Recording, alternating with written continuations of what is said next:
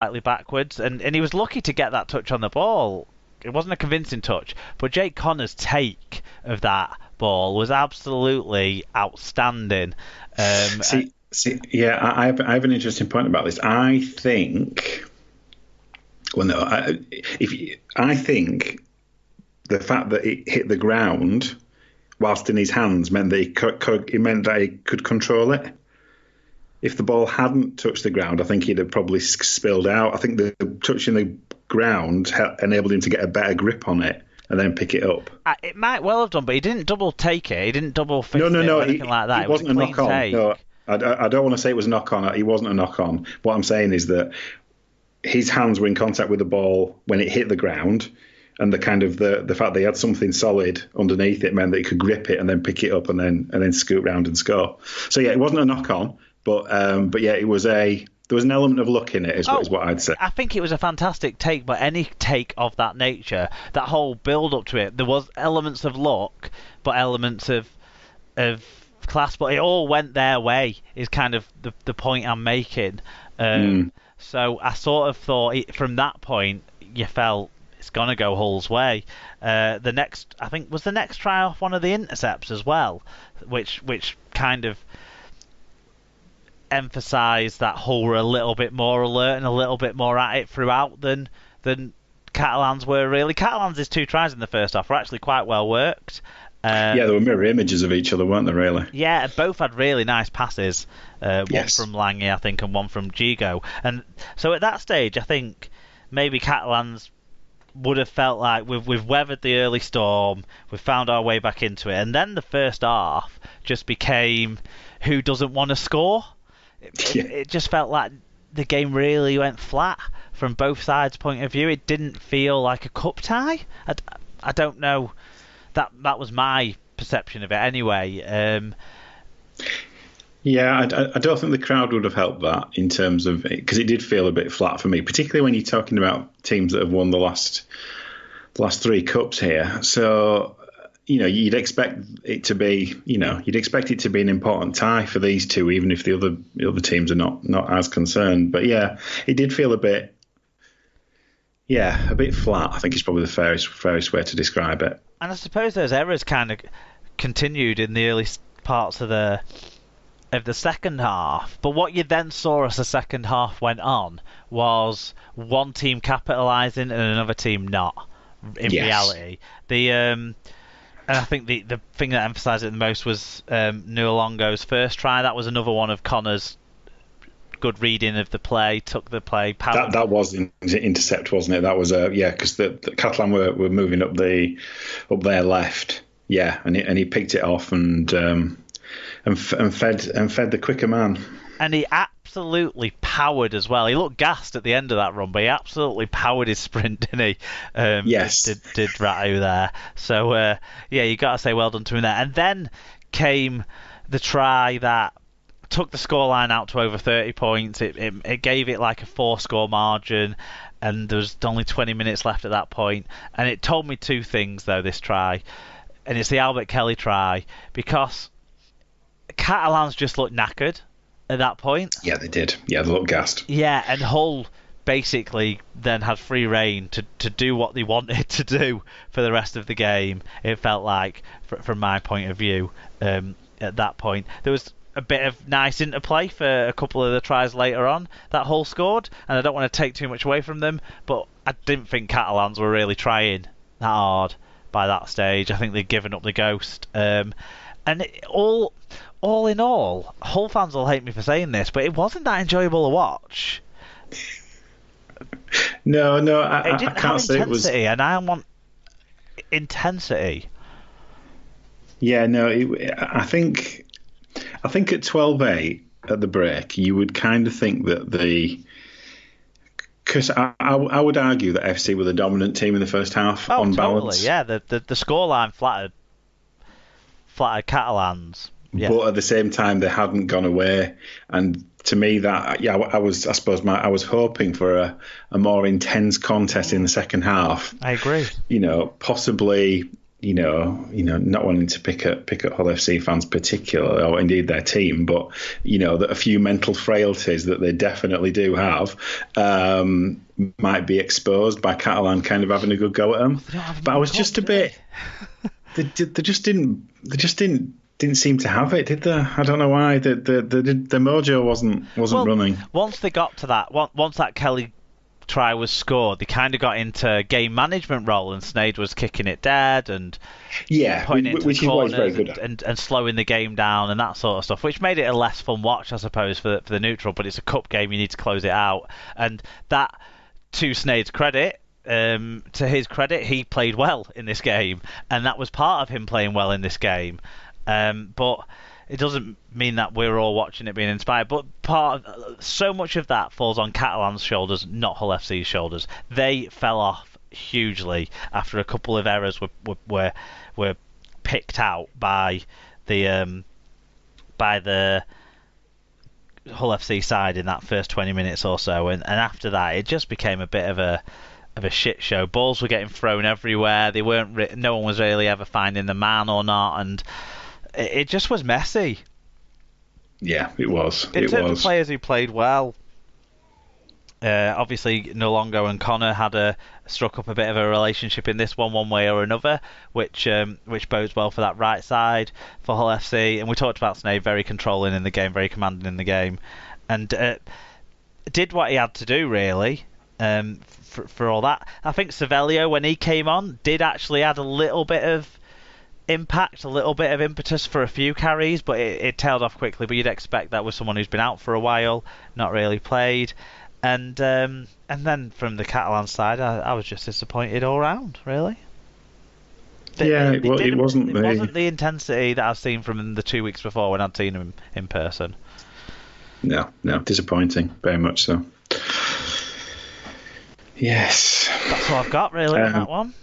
Yeah, I don't really have much else to say. I mean, I think obviously Kelly's kind of put himself about a bit in the second half, didn't he? Kind of waltzing through. A bit of a word for Sikamanu, scoring with effectively one functioning arm at the time. Good point.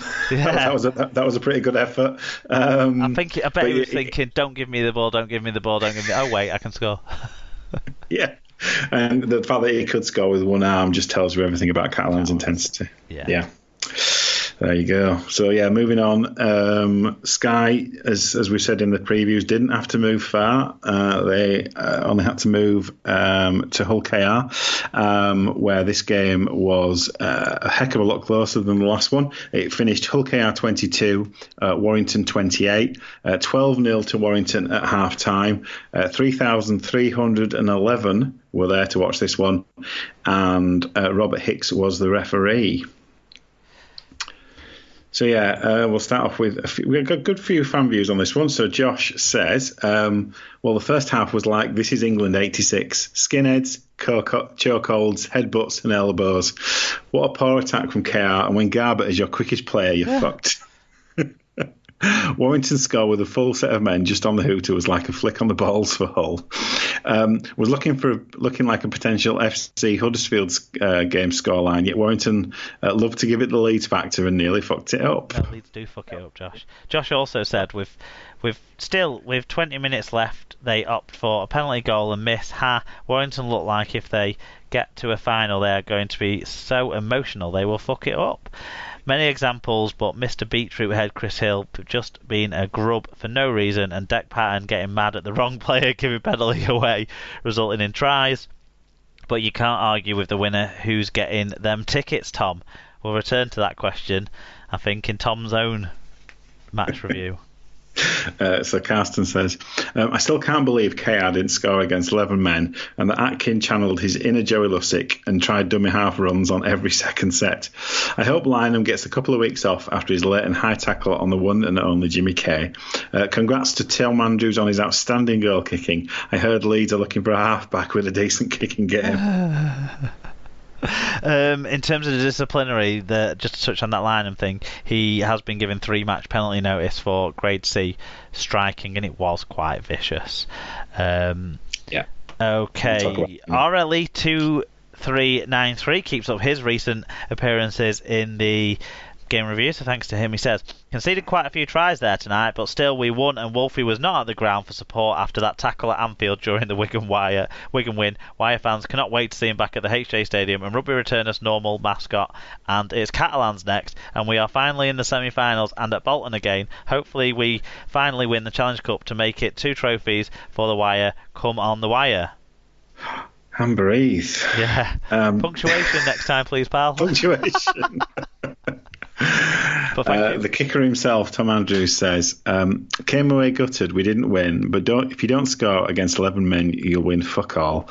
Danny Addy, fucking clueless at hooker. No wonder he got hooked. It's ironic. Warrington dirtier than prime Gaz Hock. Craig Hall proves again he needs signing up. Highlight was winning 50 quid and 2 final tickets at half time by kicking one from the middle and touchline. He says, well, there was only 3,310 people that see it. Anyone want to go with Paige to Wembley? There you go. You'd have thought Tom would want to go, because last time he saw Hull, if Hull FC did get there, because last time we watched Hull FC as a neutral with Paige, neutral in inverted commas, they conceded 55 points and didn't score a try. Yeah. Mark Butler said, don't bother trying to order any regret this week. It's stockpiled at Hull KR. Warrington spent a lot of this game with their proverbial primrose and blue drawers around their ankles, and when Rovers failed to score despite set after set in attack, I nearly turned it off. It got more interesting than that in the end, but that only emphasised what a wasted opportunity this was by Hull Kingston Rovers. Yeah. Mike Dodd 22 says, if it wasn't for stupid penalties and at times really poor decision making, why I would have walked this one. Yeah, and if you'd scored loads more tries and conceded less, you'd have won it easy as well. Nice of us to let KR have a go by deciding to play with 11 onto the semis.